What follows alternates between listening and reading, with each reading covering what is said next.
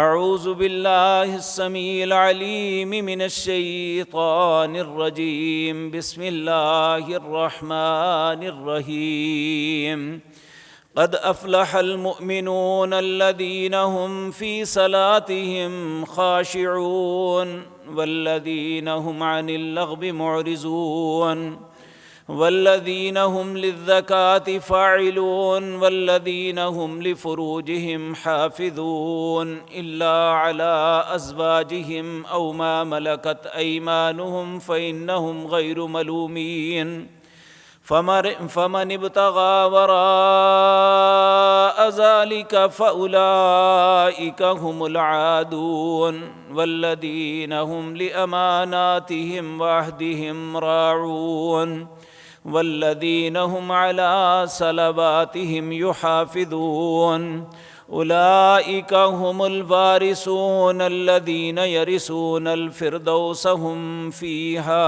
خالدون۔ حضرات محترم، گزشتہ مجلس میں بھی کچھ ایسی باتیں عرض کی تھی جو انسان کی کامیابی کے لیے اللہ مالک نے لازم فرمائی۔ آج جو آیات آپ کے سامنے میں نے تلاوت کی ہیں، یہ سورۃ المؤمنون 18واں پارہ، اس کی 10 آیات ہیں، اور یہ وہ 10 باتیں ایسی ہیں جس کے متعلق گارنٹی ہے کہ جو شخص بھی ان پہ عمل کر لے گا، ان رستوں پہ چلے گا، اپنی زندگی اس طرح گزارے گا، اللہ رب العزت ان کے متعلق گارنٹی دے رہے ہیں اولئک هم الوارثون۔ یہی حقیقتاً وارث ہیں کس بات کے؟ الذین یرثون الفردوس، جو جنت انسان کی کامیابی کی ضمانت ہے، جو کامیابی کی علامت ہے، جس کے متعلق میں نے عرض کیا تھا کہ ہر شخص نے اپنی کامیابی کا معیار خود بنایا ہوا ہے، لیکن جو اللہ کا معیار ہے وہ یہ ہے فَمَنْ زُحْزِحَ عَنِ النَّارِ وَأُدْخِلَ الْجَنَّةَ فَقَدْ فَازَ۔ جس کو آگ سے بچا لیا گیا، جنت میں داخل کر دیا گیا، وہی کامیاب ہے۔ اور جو کامیاب ہیں، اللہ کہتے ہیں الذین یرثون الفردوس، جو ان 10 باتوں پہ، ان 10 چیزوں پہ اپنی زندگی گزاریں گے، ان پہ عمل کریں گے، وہ یقیناً جنت فردوس کے وارث بن جائیں گے۔ اللہ ہمارے نصیب میں کر دے۔ تو میرے عزیز بھائیو، وہ کون سی چیزیں ہیں، کون سے لوگ کامیاب ہیں؟ آج کی مجلس میں ان میں سے کچھ باتوں کا تذکرہ آپ کے سامنے عرض کرنا ہے۔ اس سورت کا آغاز اللہ فرماتے ہیں قد افلح، تحقیق فلاح پا گئے، کامیاب ہو گئے۔ کون؟ المؤمنون، جو ایماندار ہیں۔ اب سوال یہ پیدا ہوتا ہے، ہم میں سے ہر انسان کے دل میں یہ بات آئے گی کہ میں تو ایماندار ہوں۔ تو یہ بات بھی بارہا مرتبہ عرض کر چکا کہ ایمان کے کچھ معیارات ہیں، جس طرح اسلام کے کچھ معیار ہیں، جب تک ان کو پورا نہ کیا جائے انسان کو مسلمان تصور نہیں کیا جا سکتا۔ نبی کریم صلی اللہ علیہ وسلم نے فرمایا بنی الاسلام علی 5، اسلام 5 چیزوں سے بنتا ہے، جب تک ان 5 چیزوں پہ عمل نہیں کریں گے اسلام بنے گا ہی نہیں۔ اسی طرح ایمان 6 چیزوں سے بنتا ہے، جب وہ 6 چیزیں ہماری زندگی میں، ہمارے عقیدے میں، ہمارے معاملات میں، ہمارے تخیل اور تصور میں نہیں ہوگی، ہم ایمان کا ایک دعویٰ تو کر سکتے ہیں لیکن ایماندار نہیں ہے۔ اللہ رب العزت نے یہ بات بھی عرض کی کہ مدینہ منورہ کے اندر اعراب کے کچھ لوگ آئے، کلمہ پڑھتے ہی کہنے لگے قالت الاعراب آمنا، ہم ایمان لے آئے۔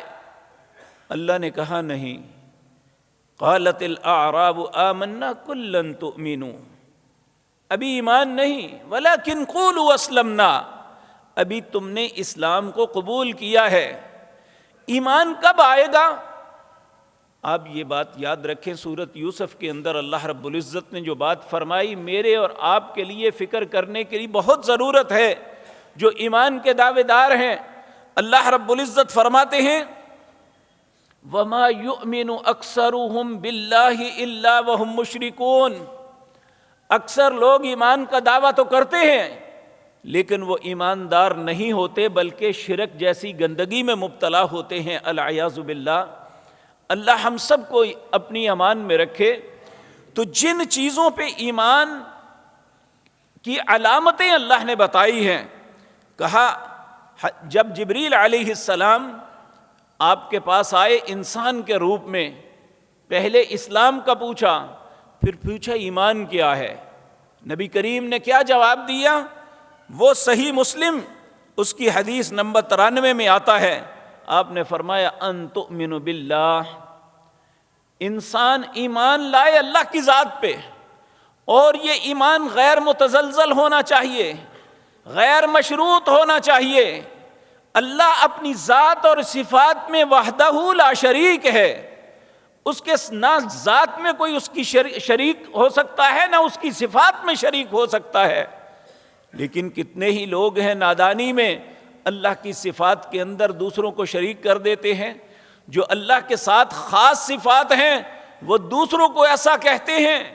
اللہ رب العزت نے فرمایا وَلِلَّهِ غَيْبُ السَّمَاوَاتِ وَالْأَرْضِ، زمین و آسمان کا غیب اللہ جانتا ہے۔ وَعِندَهُ مَفَاتِحُ الْغَيْبِ لَا يَعْلَمُهَا إِلَّا هُوَ، غیب کی خبر صرف اللہ کے پاس ہے، اس کے علاوہ کوئی نہیں جانتا۔ لیکن کتنے لوگ ہیں جو نیک اور صالح لوگوں کے متعلق، انبیاء اور رسل کے متعلق ایسی بات کرتے ہیں۔ تو اگر یہ بات اللہ کی درست ہے تو پھر ہماری سوچ غلط ہے، نعوذ باللہ۔ اگر ہم اپنے آپ کو درست سمجھتے ہیں پھر اللہ کی ذات کو کیا کہیں گے جس نے کہا وَمَا يُؤْمِنُ أَكْثَرُهُمْ بِاللَّهِ إِلَّا وَهُمْ مُشْرِكُونَ، العیاذ باللہ۔ اور اسی طرح میں یہ بات بھی پچھلی مجلس میں عرض کی تھی کہ اللہ رب العزت فرماتے ہیں وَإِن يَمْسَسْكَ اللَّهُ بِضُرٍّ فَلَا كَاشِفَ لَهُ إِلَّا هُوَ، جب کسی کو تکلیف میں مبتلا کرتا ہوں میرے علاوہ اسے تکلیف میں کوئی نہیں نکال سکتا۔ اور کتنے ہی مسلمان اپنے آپ کو کہنے والے، ایماندار کہنے والے، اوروں کو مشکل کشا سمجھتے ہیں۔ تو جس طرح اللہ اپنی ذات میں وحدہ لا شریک ہے، اسی طرح اللہ اپنی صفات کے اندر بھی وحدہ لا شریک ہے، اس کے ساتھ کوئی شرکت نہیں کر سکتا۔ تو سب سے پہلی بات ایمان کے اندر پہلی ہے ان تؤمن باللہ، اللہ پہ ایمان لانا۔ یہ غیر متزلزل ایمان، غیر مشروط ایمان ہونا چاہیے کہ اللہ رب العزت اپنی ذات اور صفات میں وحد ہے۔ اسی طرح وہ ملائکتی، کتنے ہی لوگ ہیں جو ملائکہ کو اپنا دشمن سمجھتے ہیں۔ اللہ رب العزت نے سورۃ بقرہ کے اندر فرمایا، کیونکہ یہود نے نبی کریم صلی اللہ علیہ وسلم سے کہا تھا آپ کے اوپر کون سا فرشتہ آتا ہے؟ تو کہا میرے اوپر جبریل آتے ہیں۔ کہا وہ تو ہمارا دشمن ہے، اس نے تو ہمیں تکلیف اور اذیت پہنچائی۔ اذیت تو انسان کو اپنی کرتوتوں سے پہنچتی ہے، وہ تو اللہ کے متبرک پاکیزہ مطہر فرشتے ہیں، وہ اللہ کے حکم کے مطابق آتے ہیں۔ لا یعصون اللہ ما امرہم ویفعلون ما یؤمرون، وہ کبھی ایسا کام نہیں کرتے جس کا اللہ نے حکم نہ دیا ہو، تو وہ تو اللہ کے حکم کی اطاعت میں آتے ہیں۔ ہماری دشمنی تو اپنی گندگی سے، اپنے گناہوں سے، اپنی گندی کرتوتوں سے ہونی چاہیے، نہ کہ فرشتوں سے یا اللہ رب العزت سے۔ اللہ کسی انسان کے اچھے کردار کی وجہ سے تو اسے سزا نہیں دیتا، اس کی بد کرداری کی وجہ سے اسے سزا ملتی ہے۔ تو کچھ لوگ فرشتوں کے دشمن ہیں، تو اللہ رب العزت فرماتے ہیں ایمان کی علامت یہ ہے کہ اللہ کے جتنے فرشتے ہیں اللہ کے ورکر ہیں، اور ان پہ ایمان رکھنا یہ ضروری ہے کہ ہم نے بے شک انہیں نہیں دیکھا، لیکن اللہ رب العزت نے اپنے حبیب کریم صلی اللہ علیہ وسلم کی زبان مطہرہ سے بھی بتایا اللہ نے خود بھی اشارہ کیا وَإِنَّ عَلَيْكُمْ لَحَافِظِينَ كِرَامًا كَاتِبِينَ يَعْلَمُونَ مَا تَفْعَلُونَ، میرے ساتھ بھی 2 فرشتے ہیں، آپ کے ساتھ بھی 2 فرشتے ہیں، وہ ہر انسان کے اعمال کو نوٹ کرتے ہیں۔ جو اچھا ہے وہ جو دائیں طرف ہے وہ انسان کے اچھے اعمال کو نوٹ کر رہا ہے، جو انسان برائی کرتا ہے وہ دوسرا فرشتہ اسے نوٹ کر رہا ہے۔ یہ سارے دفتر اللہ کی بارگاہ میں کھولے جائیں گے۔ تو اللہ رب العزت ہماری خطاؤں پہ پردے ڈال دے، جس طرح آج دنیا میں پردے ڈالے ہوئے ہیں۔ تو اس لیے فرشتوں کو گالی نکالنا، فرشتوں کو برا کہنا، یہ ایمان کی علامت نہیں ہے۔ اور تیسرا فرمایا وَكُتُبِ، اللہ نے کتابیں نازل کی۔ سیدنا ادریس علیہ السلام، بعض کہتے ہیں سیدنا شیس علیہ السلام جو آدم علیہ السلام کے پوتے تھے، وہاں سے لے کر جناب محمد الرسول اللہ صلی اللہ علیہ وسلم تک 315 کتابیں نازل ہوئی۔ ہم سب کتابوں پہ ایمان رکھتے ہیں، لیکن پہلی کتابوں پہ اس لیے ہم خاموش ہیں کہ ان کی اقوام نے اپنی کتابوں کو بدل دیا تھا۔ نبی کریم صلی اللہ علیہ وسلم نے فرمایا تورات، انجیل، زبور میں جو کچھ دیکھو نہ اس کی تصدیق کرو نہ اس کی تکذیب کرو، نہ اسے جھٹلاؤ نہ اسے سچا سمجھو۔ ممکن ہے جسے تم جھٹلا رہے ہو وہ اللہ کی طرف سے ہو، ممکن ہے جس کی تصدیق کر رہے ہو وہ انہوں نے اپنے پاس سے لکھی ہو، اس لیے اس کے معاملے میں ہمیں خاموش رہنے کا حکم ہے۔ اور جو کتاب پر برحق ہے، کتاب ہدایت قرآن کریم ہے، جس کا ایک لفظ بھی بدلا ہوا نہیں ہے، اس پہ ایمان لانا، اس کے مطابق زندگی گزارنا ایک ایماندار کے لیے ضروری ہے۔ ورسلی، اس کے رسولوں پہ ایمان لانا، لا نفرق بین احد من رسولی، اللہ کے بندے ایماندار وہ ہیں جو رسولوں کے درمیان تفریق نہیں کرتے۔ پہلی قومیں بعض رسولوں سے دشمنی کرتی، بعض کو اپنا سمجھتی، جس طرح یہود تھے عیسیٰ علیہ السلام داؤد علیہ السلام سے دشمنی کرتے، کیونکہ اللہ نے انہیں بھیجا ہی اس لیے تھا کہ ان کی خباثتوں کی وجہ سے ان پہ لعنت کر دو۔ تو وہ تو اللہ نے بھیجا تھا، تمہاری کرتوتوں کی وجہ سے تم پہ لعنت ہوئی تھی، انبیاء کے ساتھ دشمنی کس بات کی؟ تو اسی طرح جس طرح ہم اپنے نبی جناب محمد الرسول اللہ صلی اللہ علیہ وسلم سے محبت کرتے ہیں، ان سے پیار کرتے ہیں، انہیں اپنی جان سے زیادہ عزیز سمجھتے ہیں، آدم علیہ السلام سے لے کر عیسیٰ علیہ السلام تک جتنے انبیاء اور رسول ہیں، ایمان کی علامت یہ ہے کہ جس طرح ہم اپنے نبی سے پیار کرتے ہیں ان سے بھی پیار کرنا چاہیے، جس طرح اپنے نبی کی عزت کرتے ہیں ان سارے انبیاء کی عزت کرنی چاہیے۔ اگر کوئی انسان کسی نبی کے متعلق بغض رکھتا ہے تو نبیوں سے بغض تو شیطان رکھتا ہے، چاہے وہ اپنے نبی ہوں یا ہم سے ہمارے نبی جناب محمد الرسول اللہ صلی اللہ علیہ وسلم سے پہلے آنے والے۔ جو کسی بھی نبی کے ساتھ بغض رکھتا ہے، اناد رکھتا ہے، ان کے متعلق اچھی سوچ نہیں رکھتا، وہ تو شیطان ہے۔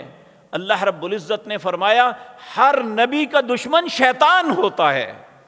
تو اللہ رب العزت یہ اہل ایمان کی علامت نہیں کہ وہ نبیوں کے درمیان تخصیص کر رہے، بلکہ اللہ نے قرآن میں 3 پارے کی پہلی آیات میں فرمایا لا نفرق بین احد من رسلی، یہ جو میں نے فوقیت بعض کو بعض پہ دی ہے یہ میری تقسیم ہے، لیکن تمہارا حق نہیں ہے تم یہ کہو کہ فلاں افضل ہے، فلاں مفضول ہے، فلاں اچھا ہے، فلاں نعوذ باللہ اچھا نہیں ہے۔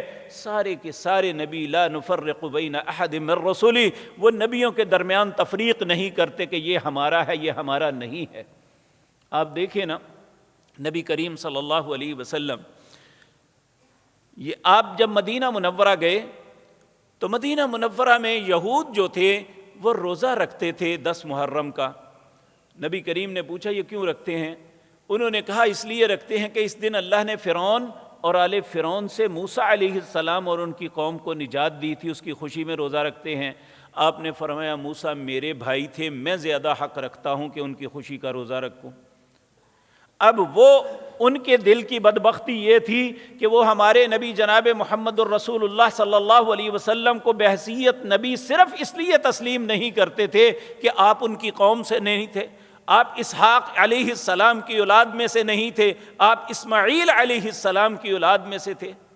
حالانکہ دادا تو سب کا ایک ہی تھا، سیدنا ابراہیم علیہ السلام، لیکن ان کا تعصب یہ تھا کہ یہ اسحاق کی اولاد میں سے نہیں ہے، اس لیے یہ ہمارے نبی نہیں ہے۔ ہم سمجھتے ہیں چاہے وہ اسحاق کی اولاد میں ہوں، یعقوب علیہ السلام کی اولاد میں ہو، آل عمران میں ہو، کوئی بھی ہو، جسے اللہ نے نبوت اور رسالت سے نوازا ہے وہ ہمارا نبی ہے۔ ایمان کی علامت یہ ہے تیسری کہ انسان ہر نبی کو اپنا رسول، ہر نبی اور رسول کو اپنا تصور کرے۔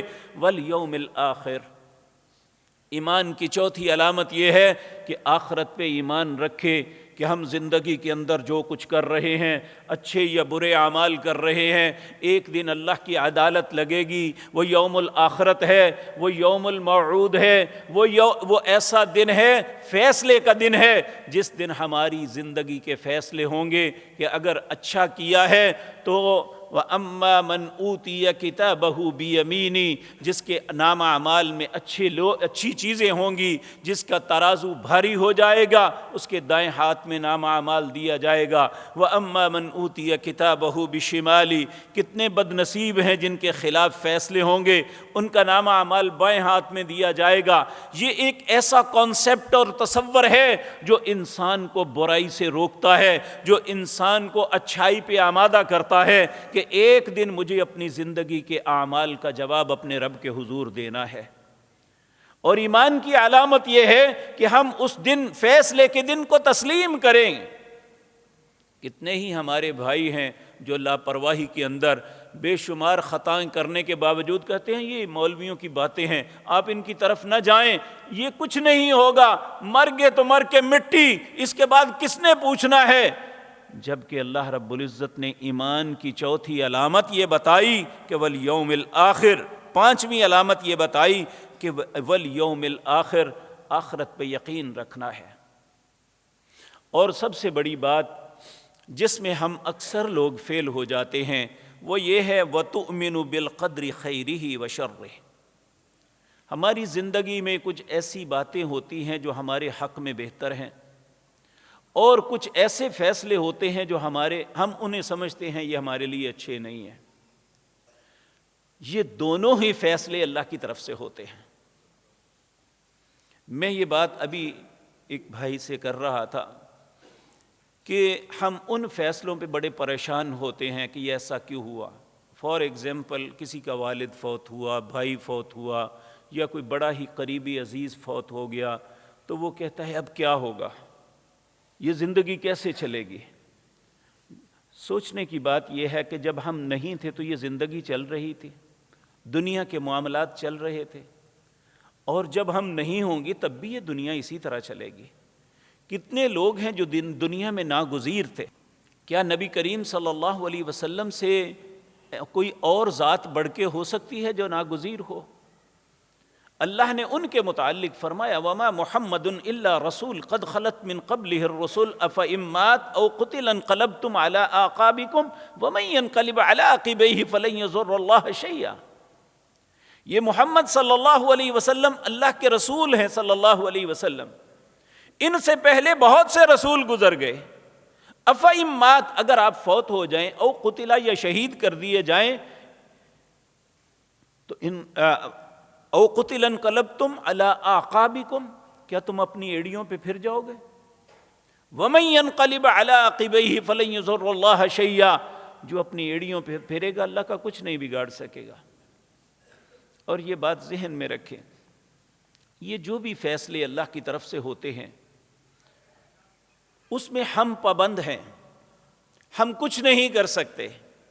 نبی کریم صلی اللہ علیہ وسلم جب کسی کا کوئی عزیز فوت ہو جاتا، اس کی تعزیت کے لیے آپ اس کے پاس تشریف لے جاتے اور ان کلمات کے ساتھ اور اس کے ساتھ تعزیت کرتے۔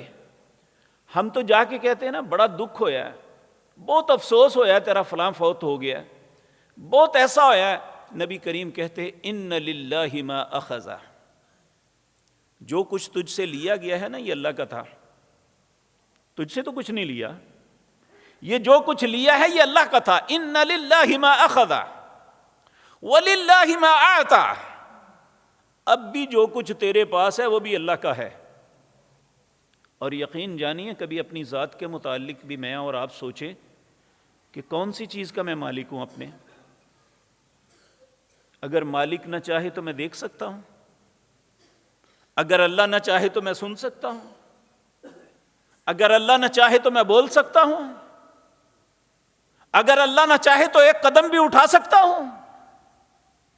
ہم تو اپنی جان کے مالک بھی نہیں ہیں، یہ تو اس کی مہربانی اور رحمت سے چل رہے ہیں. نبی کریم صلی اللہ علیہ وسلم ہر دن اپنے دن کے آغاز پہ جو اللہ کی تعریفات، توصیف اور اللہ سے التجائیں کرتے، ان میں ایک یہ تھی: اللہم عافنی فی بدنی، اللہم عافنی فی سمعی، اللہم عافنی فی بصری، لا الہ الا انت. اے اللہ میرے بدن کو عافیت دینا، اے اللہ میری سماعت کو، سننے کی قوت کو عافیت دینا، اے اللہ میں دیکھ سکتا ہوں، اللہ اسے عافیت دینا. کتنے ہمارے بھائی ہیں بیچارے جو نابینا ہیں، نہیں دیکھ سکتے، کچھ پیدائشی نابینا ہوتے ہیں، کچھ کسی بیماری کی وجہ سے ہو جاتے ہیں، دنیا کو کوئی ڈاکٹر ان کا علاج نہیں کر سکتا. نبی کریم صلی اللہ علیہ وسلم سے ایک شخص نے کہا: یا رسول اللہ میں نبینا ہوں، دیکھ نہیں سکتا، دعا کیجیے میرے لیے. آپ نے فرمایا: جی کہتے ہو تو دعا کرتا ہوں، مگر نہ اگر صبر کر لو تو یہ دونوں آنکھیں جو اللہ نے تیری رکھی ہیں نا، اس کے بدلے تمہیں جنت دے دیں گے. وہ کہنے لگا: جی مجھے نہیں چاہیے، جنت ہی ٹھیک ہے. یہ سودے ہیں اللہ کے. اگر اللہ کسی وقت کسی کو لے لیتا ہے تو بظاہر ہم سمجھتے ہیں کہ ہمارے حق میں یہ بہتر نہیں ہے، لیکن اگر صبر کریں تو اس کا اجر ہے. تو نبی کریم فرماتے: ان للہ ما اخذ وللہ ما آتا. جو کچھ تجھ سے لیا گیا تھا یہ اللہ کا تھا، اور جو کچھ اب تیرے پاس ہے وہ بھی اللہ کا ہے. وَكُلُّ شَيْءٍ عِندَهُ أَجَلٌ مُّسَمًّى. اللہ نے ہر چیز کا ایک وقت مقرر کیا ہوا ہے. دیکھیں آنے کا وقت ہے، پہلے بڑا بھائی آتا ہے، اس کے بعد اس سے چھوٹا، اس سے چھوٹا، لیکن جانے کا وقت نہیں اللہ سب سے پہلے سب سے چھوٹے کو لے لے. یہ اللہ کی مرضی ہے. وَكُلُّ شَيْءٍ عِندَهُ أَجَلٌ مُّسَمًّى. اس لیے ایک مومن کا کردار کیا ہونا چاہیے؟ فَلْتَصْبِرْ وَلْتَحْتَسِبْ. وہ صبر کر کے اللہ سے اجر کی امید رکھے. کوئی انسان بیمار ہوتا، نبی کریم اس کے پاس جاتے اور اسے کہتے: لا باس طہورا انشاء اللہ. بظاہر انسان سمجھتا ہے یہ بیماری میرے لیے بری ہے، لیکن نبی کریم کہتے: لا باس، کوئی حرج والی بات نہیں ہے. طہورا انشاء اللہ، یہ جو تکلیف تمہیں آئی ہے تیرے گناہوں کی پاکیزگی کا سبب بنے گی. تو اس لیے میرے عزیز بھائیوں، جن باتوں کو ناگوار سمجھتے ہیں وہ بھی ہمارے حق میں بہتر ہوتی ہیں. ہم اپنی کسی حاجت کے لیے دعا مانگتے ہیں کہ اے اللہ میری فلاں حاجت پوری کر دے، وہ نہیں ہوتی. کتنے دل برداشتہ ہوتے ہیں کہ میں نے اتنی دعائیں مانگی لیکن قبول نہیں ہوئی. لیکن ایسی بات نہیں ہے. اللہ کے قبول کرنے کے 3 طریقے ہیں. یا تو اللہ اسی وقت قبول کر لیتے ہیں جو مانگا مل گیا، یا اللہ کچھ وقت مؤخر کرتے ہیں کہ اب نہیں فلاں وقت سے مل جائے، اور جب انسان کو ملتا ہے سمجھتا ہے واقعتاً وہ وقت نہیں، یہی وقت بہتر تھا. اور ایک حدیث میں آتا ہے بعض اوقات انسان کی دعاؤں کی وجہ سے اس پہ آنے والی مصیبتیں ٹل جاتی ہیں، آسمان سے اس کے لیے مصیبت نازل ہوتی ہے.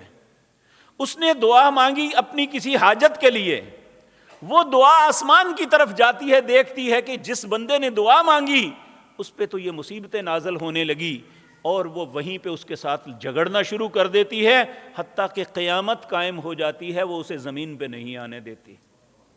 تو جو نہیں قبول ہوئی اس کا بھی فائدہ، اور سب سے بڑا فائدہ کہ نبی کریم صلی اللہ علیہ وسلم نے فرمایا بعض وہ دعائیں جو انسان کی بظاہر دنیا میں قبول نہیں ہوتی، قیامت کے دن جب اللہ اس کا بدلہ عطا کریں گے تو جن کی قبول ہوئی ہیں وہ اس وقت حسرت کریں گے کاش میری بھی کوئی قبول نہ ہوتی تو مجھے اللہ آج ہی عطا کر دیتے.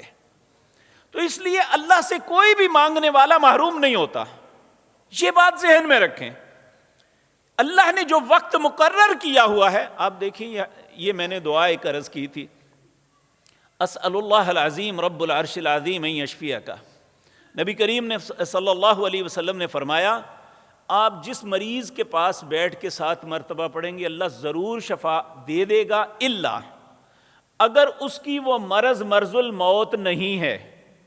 بعض بیماریاں ایسی ہیں جو اللہ نے فائنل لکھ دی ہیں کہ اس کے بعد اس کی موت ہے، تو اب وہاں اللہ کا فیصلہ وہ اٹل ہے، وہ اسی طرح فیصلہ ہو کے رہے گا.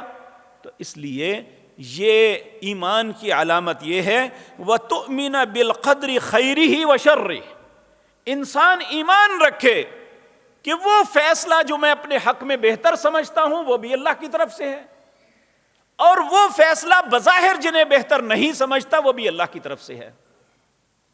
اور اسی لیے جو قنوت وتر ہم پڑھتے ہیں اس میں ایک کلمہ کہتی ہے وَقِنَا شَرَّ مَا قَضَيْتَ، اے اللہ مجھے برے فیصلے سے بچانا، جو بظاہر میں سمجھتا ہوں میرے حق میں بہتر نہیں ہے تو اللہ مجھے اس برے فیصلے سے بچا دینا.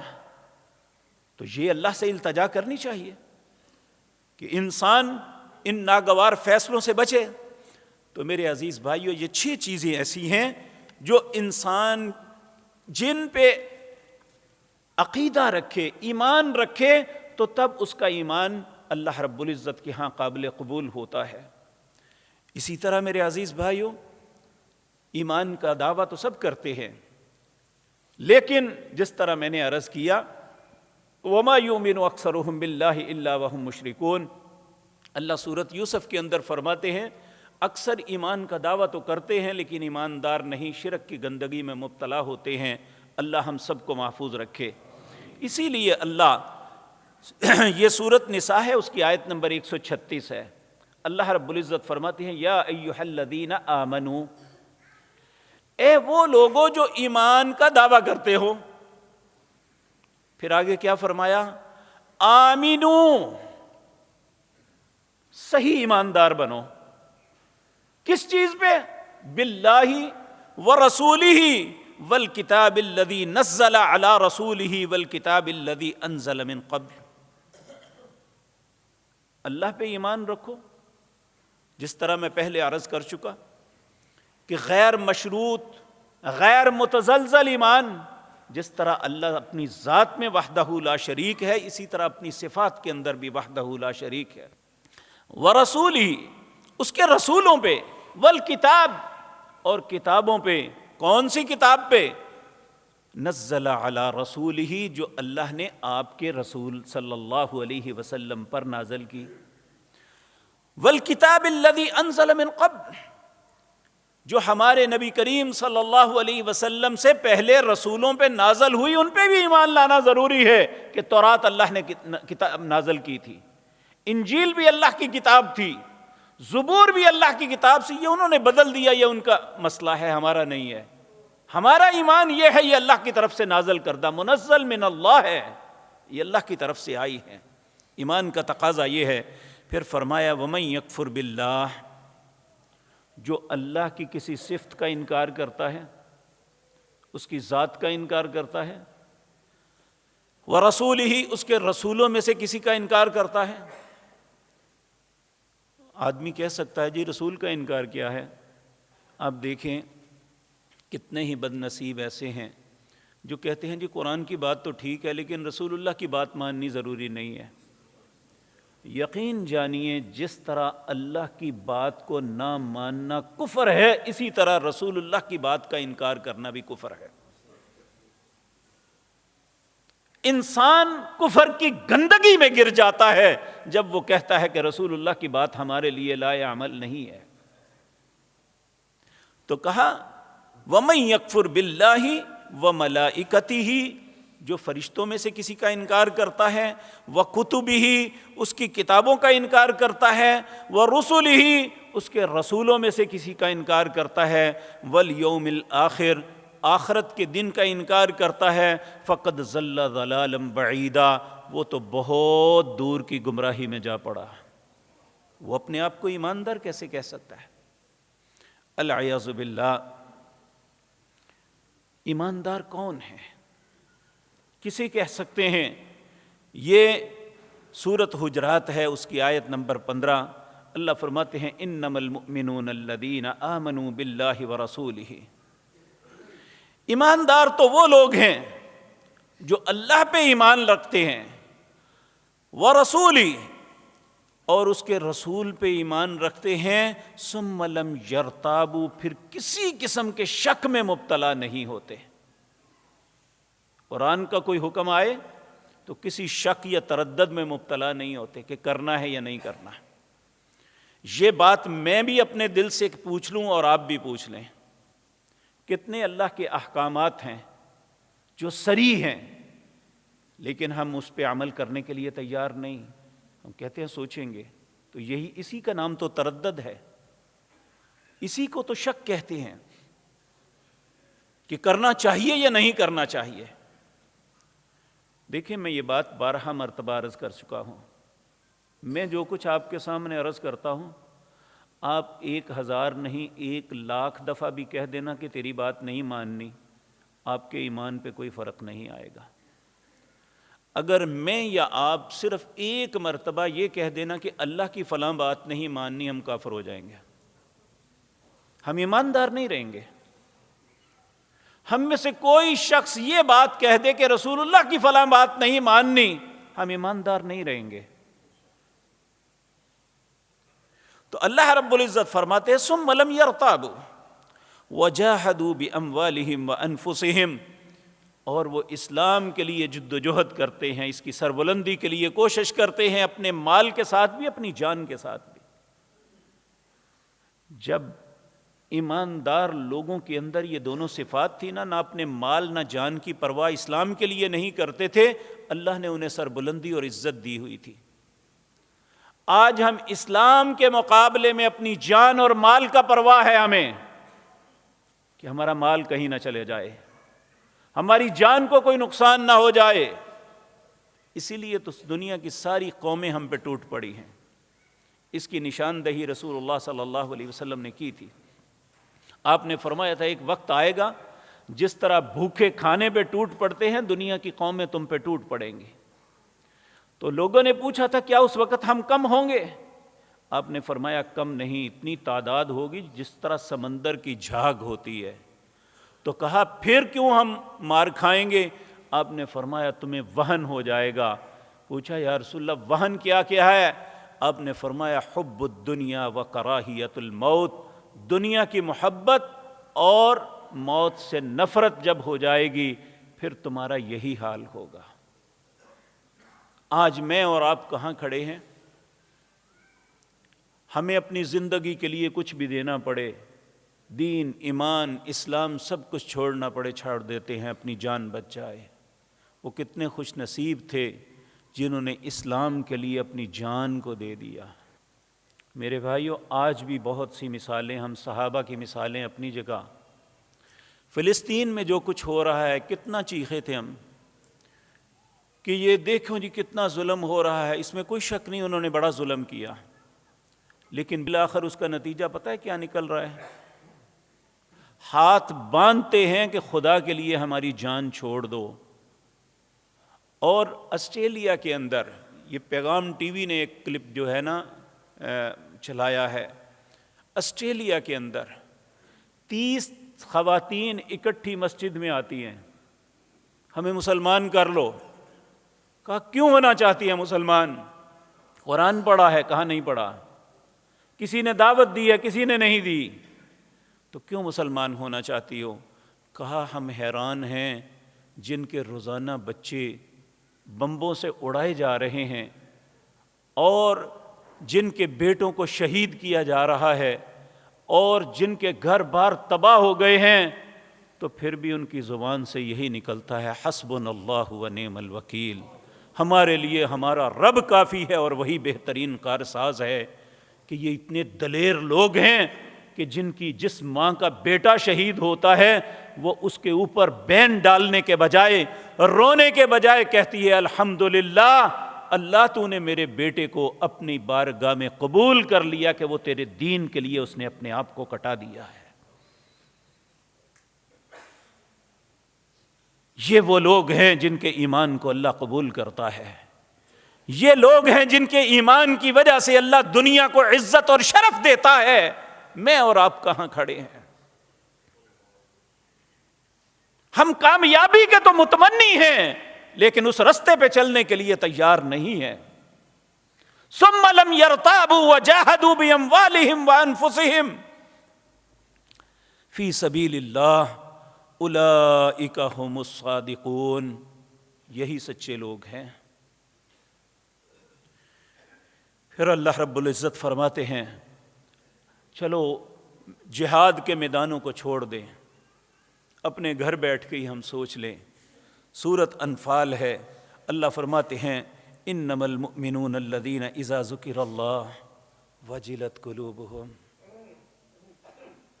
ایماندار تو وہ لوگ ہیں جب اللہ کا ذکر کیا جاتا ہے ان کے دل ڈر جاتے ہیں، خوف آ جاتا ہے میں نے کسی کا حق مارا ہے تو دے دوں، کسی کے ساتھ زیادتی کی ہے تو معافی لے لوں، کسی بھائی کے ساتھ قطع تعلق ہو تو آپن میں صلح کر لوں۔ انما المؤمنون الذین اذا ذکر اللہ وجلت قلوبہم، ایماندار تو وہ ہیں جب اللہ کا ذکر کیا جاتا ہے، اللہ کی بات بتائی جاتی ہے ان کے دل ڈر جاتے ہیں۔ وَإِذَا تُلِيَتْ عَلَيْهِمْ آيَاتُهُ زَادَتْهُمْ ایمانا، جب اللہ کی پاک کلام کی تلاوت کی جاتی ہے ان کا ایمان اور بڑھ جاتا ہے۔ میرے رب نے یہ حکم دیا، میرے رب نے یہ اس بات سے منع کیا، میں انشاءاللہ اسی طرح کروں گا جس طرح میرا رب مجھ سے چاہتا ہے۔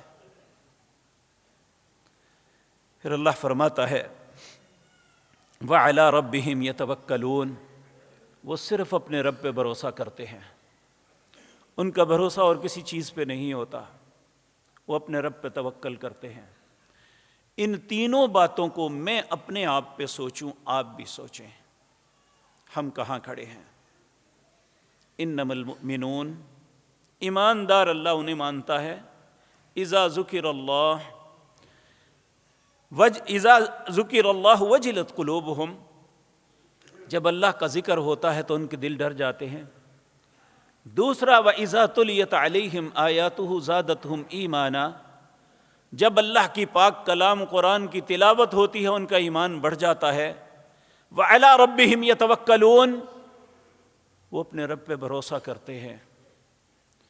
پھر فرمایا ایماندار وہ ہیں الذین یقیمون الصلاۃ ومما رزقناہم ینفقون، جو نمازوں کو ہمیشہ قائم رکھتے ہیں اور جو اللہ نے رزق دیا ہے اس میں سے خرچ کرتے ہیں۔ اولئک هم المؤمنون حقا، یہی سچے مومن ہیں۔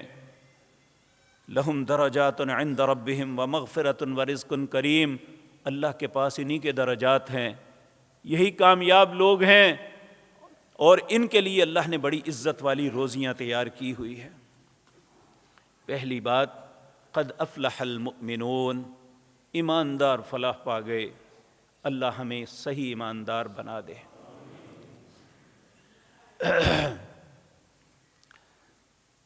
دوسری بات الذین هم فی صلاتہم خاشعون، وہ صرف نماز پڑھتے نہیں ہیں، صرف اس کے ارکان کو ہی ادا نہیں کرتے، ان کی نمازوں کے اندر خشیت، خوف خدا ہوتا ہے اور ان کا احساس ہوتا ہے کہ یہ شخص جب نماز میں کھڑا ہے تو یہ واقعات نبی کریم صلی اللہ علیہ وسلم آپ نے فرمایا جب کوئی انسان ادھر ادھر دھیان کرتا ہے، ادھر ادھر دیکھتا ہے یا اس کی توجہ ادھر ادھر مبذول ہوتی ہے، کہا جب تک اس کا ذہن وجہت وجہی للذی فطر السماوات، اللہ کی طرف مبذول ہوتا ہے تو اللہ بھی اس کی طرف متوجہ ہوتے ہیں۔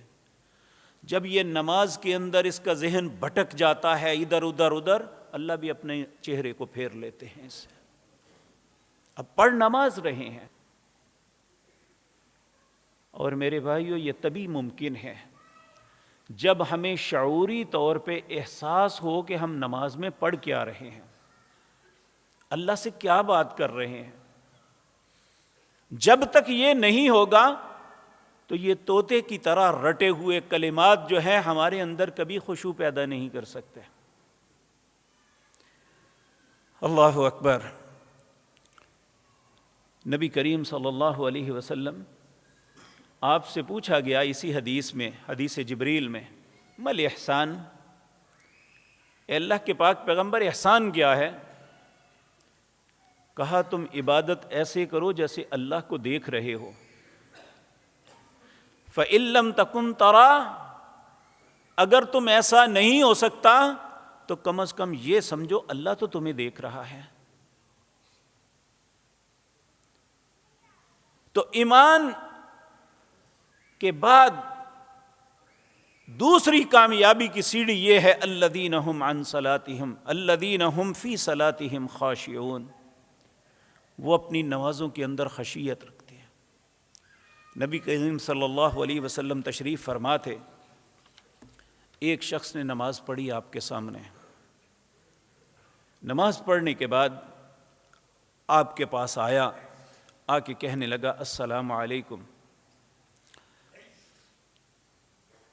اس نے سلام کہی، نبی کریم نے وعلیکم السلام کہا، اسے کہا ارجی فصلی فإنک لم تصلی، جا نماز پڑھ، تو نے نماز ہی نہیں پڑھی۔ ثم جاء، اس نے پھر جا کے نماز پڑھی، پھر آیا فسلم علی النبی صلی اللہ علیہ وسلم، سلام کیا نبی مکرم صلی اللہ علیہ وسلم کو، فقال، آپ پھر ارشاد فرمانے لگے ارجع فصلی فإنک لم تصلی، جا نماز پڑھ، تو نے نماز نہیں پڑھی۔ ثلاثاً، 3 مرتبہ اس طرح کہا۔ جب چوتھی مرتبہ بھی آپ نے فرمایا ارجع فصلی فإنک لم تصلی، وہ کہنے لگا والذی بعثک بالحق فما احسن غیرہ، اے اللہ کے پاک پیغمبر مجھے سمجھ نہیں آتی میں کیا نہیں کر رہا، یا کون سی اچھی بات ہے جو مجھ سے چھوٹ رہی ہے۔ فعلمنی، آپ مجھے وہ سکھا دیجئے تاکہ میری نماز تو بن جائے۔ نبی کریم صلی اللہ علیہ وسلم نے فرمایا اذا قمت الی الصلاۃ فکبر، اذا قمت الی الصلاۃ فکبر، جب تم نماز کے لیے جاؤ تو تکبیر کہو۔ ثم اقرأ ما تیسر معک من القرآن، پھر جو آسانی سے تمہیں یاد ہو قرآن کی تلاوت کرو سورۃ فاتحہ کے بعد۔ ثم ارکع، پھر رکوع کرو، حتی تطمئن راکعا، یہاں کہ تک کہ رکوع کے اندر اطمینان ہو جائے کہ میں نے کیا کچھ کرنا تھا۔ اب دیکھیں جب نبی کریم رکوع کرتے ہمیں صرف سبحان ربی العظیم یاد ہے، جبکہ بہت سی دعائیں رسول اللہ صلی اللہ علیہ وسلم کی، ان میں ایک میں آپ کے سامنے عرض کرتا ہوں۔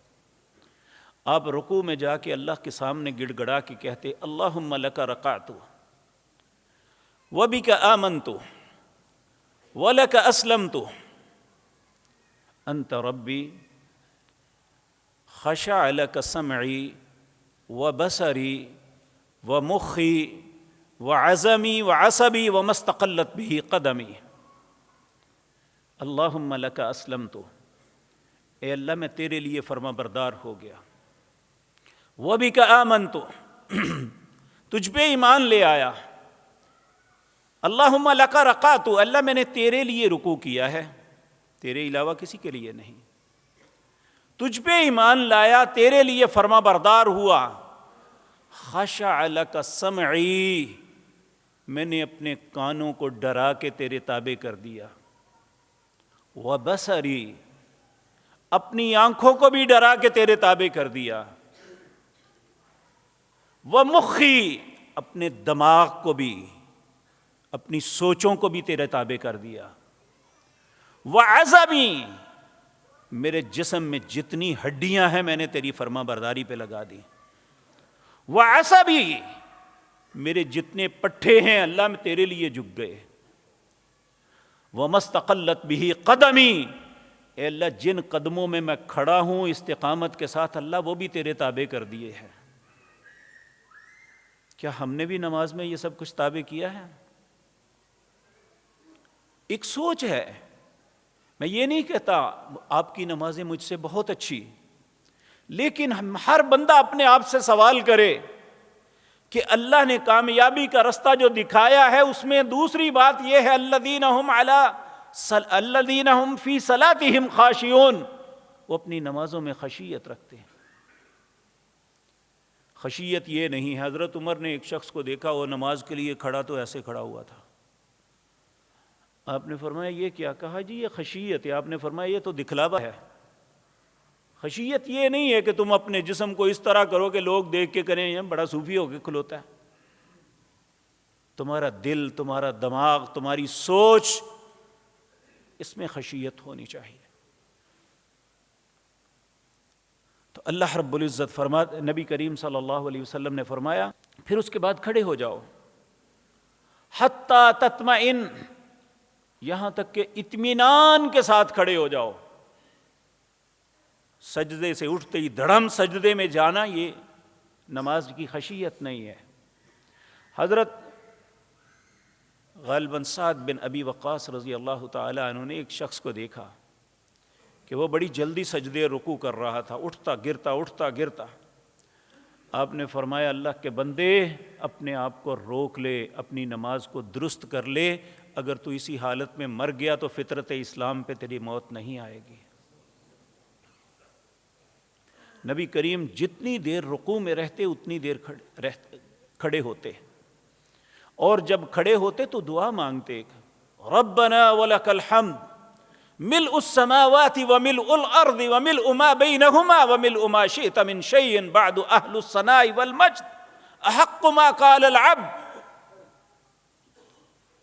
اللهم لا مانع لما اعطيت ولا معطي لما منعت ولا ينفع ذا الجد منك الجد۔ کیا معنی بنتا ہے؟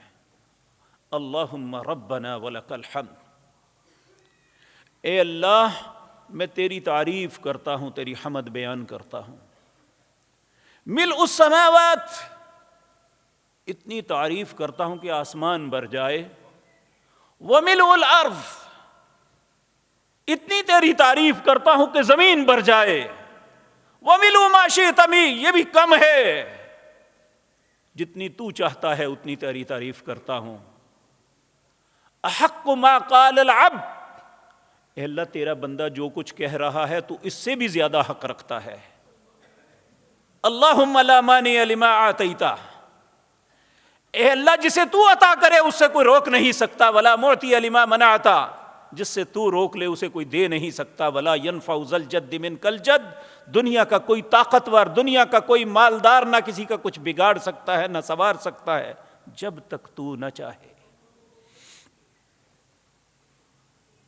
آپ نے ایک شخص کو دیکھا، وہ رکوع سے اٹھا، اس نے کہا ربنا ولک الحمد حمدا کثیرا طیبا مبارکا فیہ، اے اللہ تیری تعریف ہے، حمدا کثیرا، بہت زیادہ تعریف کرتا ہوں، طیبا تو پاک ہے، مبارکا بابرکت ہے۔ نماز ختم ہوئی، نبی کریم نے فرمایا یہ کلمات کس نے کہے ہیں؟ پہلے تو وہ ڈر گیا شاید مجھ سے غلطی ہو گئی، عرض کرنے لگا یا رسول اللہ میں نے کہے ہیں۔ آپ نے فرمایا میں نے 32 فرشتوں کو دیکھا، وہ ایک دوسرے سے یہ کلمات چھین رہے تھے کہ اتنے خوبصورت ہیں، اللہ کی بارگاہ میں لے کے جاؤں، اور ہم نے اس وقت کو وقت ہی نہیں سمجھا کہ سجدے سے پورا سر نہیں اٹھایا کہ دڑم، رکوع سے پورا سر نہیں اٹھایا کہ دڑم سجدے میں۔ پھر 2 سجدوں کے درمیان آپ نے سجدہ کہا اطمینان کے ساتھ۔ میں ایک بات عرض کر دوں، جب تک 7 اعضاء زمین پہ نہ لگے سجدہ نہیں ہوتا۔ 2 ہاتھ، دونوں گھٹنے، دونوں قدم زمین کے اوپر ٹچ ہونے چاہیے۔ 6 آپ نے فرمایا یہ ماتھا اور ناک ایک ہے، یہ 7 اعضاء زمین کے ساتھ ٹچ ہوں گے تو سجدہ۔ اکثر لوگ سجدہ کرتے ہیں پیچھے سے پاؤں اٹھا دیتے ہیں، یہ سجدہ نہیں ہے۔ الذین هم فی صلاتہم خاشعون، نماز کی خشیت یہ ہے کہ اس کو اس کے حق کے ساتھ ادا کیا جائے۔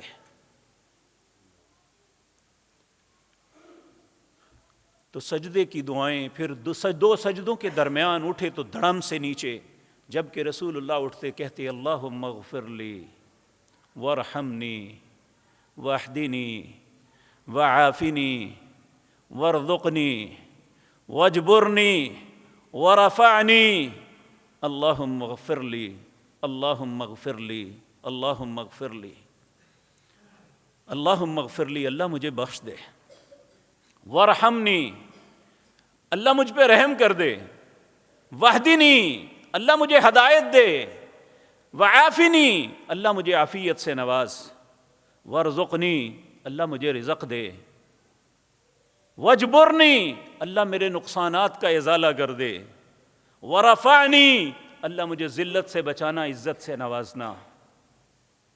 کیا ہمیں نہیں چاہیے؟ ہم نہیں پڑھتے؟ یہ فرقوں کے دائروں سے نکل آؤ میرے بھائیوں، اللہ کے نبی کی اطاعت میں ہماری کامیابی ہے۔ دیکھو کہ رسول اللہ نے نماز کیسے پڑھی تھی۔ تو میرے عزیز بھائیو، دوسری بات جو انسان کو کامیابی سے ہمکنار کر سکتی ہے، الذین ھم فی صلاتہم خاشعون، جو اپنی نمازوں میں خشیت رکھتے ہیں۔ اس میں اور بھی بہت سی باتیں کر سکتے ہیں۔ اللہ سے دعا ہے اللہ ہمیں ان رستوں پہ چلنے کی توفیق عطا فرمائے۔ اور کون کون سی آگے باتیں، 10 باتیں کون سی فرمائی، اللہ نے مجھے زندگی اور توفیق دی تو انشاءاللہ آئندہ مجلس میں عرض کروں گا۔ اقول قولی ھذا واستغفر اللہ۔